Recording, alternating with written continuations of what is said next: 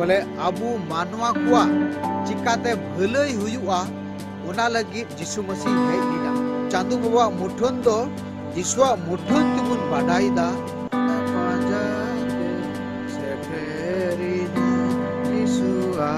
प्रभु आपे सावते ताहेन मा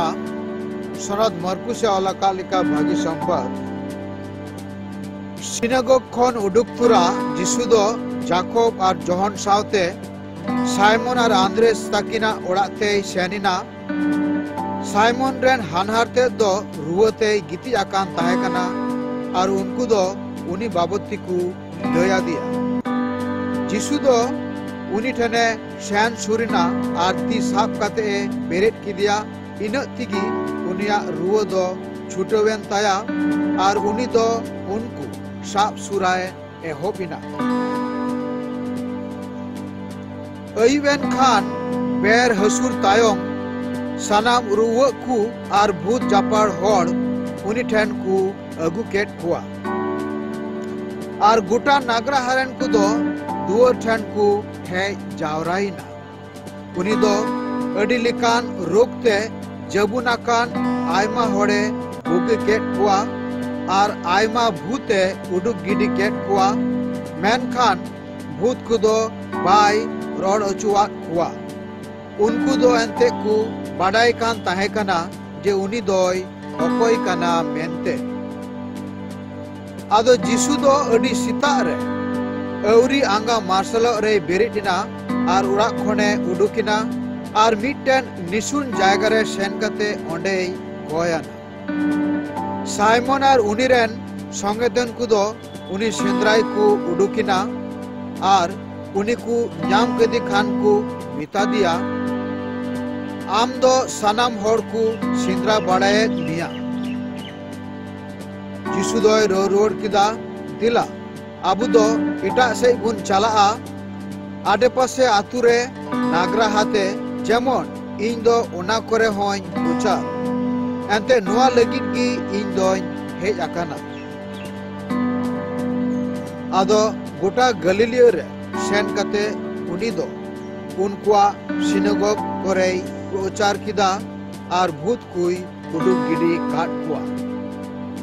नुआगी आबू लगी प्रभु यीशु ख्रिस्टा भागी संवाद दो क्रिश्चियन दुलड़िया बुहा मिश्रा को पहिल पाठरे को लयाबुन कना जोबा पुती खोय जोब दोय मेंदा इन दो चांदू बाबा रेन पुती कने ओना येते रेंगे हरोन दुख कष्ट रे इन दो चांदू बाबा ईश्वर बाबा की गुनिंग मनावताया दूसर पाठरे सनद पौलुस से लयाबुन कना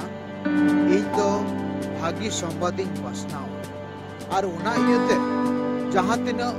दुख कष्ट रेंगे हरोन सहाव हुई तिना इन दो जिसु मसीह लगी ना सहाव लगी यार की बिना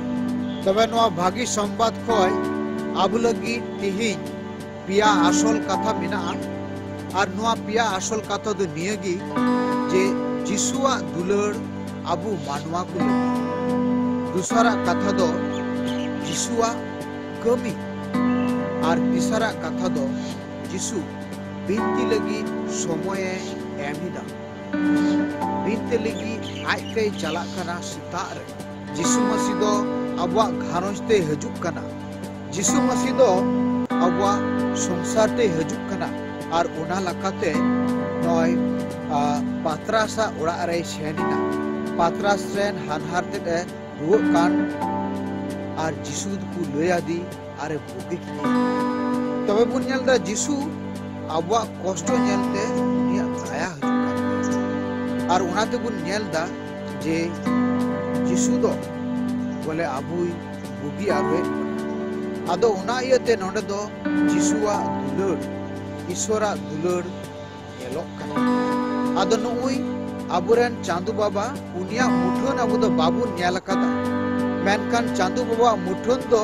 जिसुआ मुठन तुबुन बाडाईदा जे चांदू बाबा दो आबू सानाम को दुलड़े और ओना इयते जिसु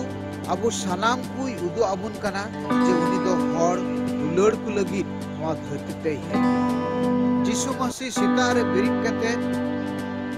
अवरी सिम रागो रे उनी दो बिनती लगी रे चलाविना और उना इयते अबो बुन नेला जे उनी दो ईश्वर बाबा संगे बोले जोगाजोग